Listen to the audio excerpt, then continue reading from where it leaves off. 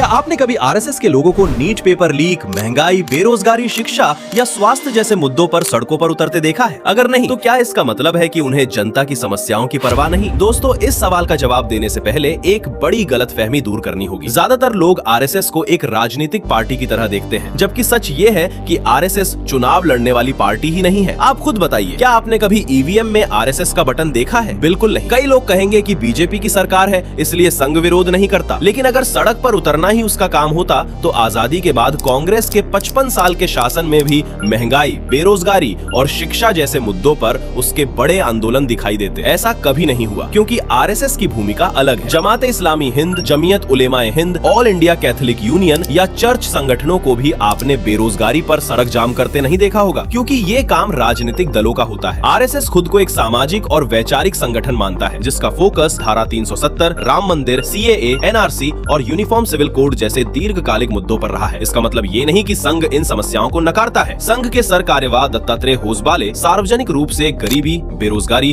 और आर्थिक असमानता को देश की बड़ी चुनौतियां बता चुके हैं। इसके अलावा भारतीय मजदूर संघ और स्वदेशी जागरण मंच जैसे संघ से जुड़े संगठन कई बार सरकार की आर्थिक नीतियों की आलोचना भी कर चुके हैं। यानी फर्क सिर्फ तरीके का है। कुछ संगठन कैमरे के सामने लड़ते हैं, कुछ पर्दे के पीछे। आरएसएस हमेशा दूसरे तरीके पर भरोसा करता आया है। इसलिए ये सवाल कि आरएसएस महंगाई और बेरोजगारी पर सड़क पर क्यों नहीं उतरता, शायद ये सवाल कम और एक प्रोपेगेंडा ज्यादा लगता है। तो इसी तरह की डीप एंड ब्लंट एनालिसिस के लिए आप चैनल को फॉलो कर सकते हैं।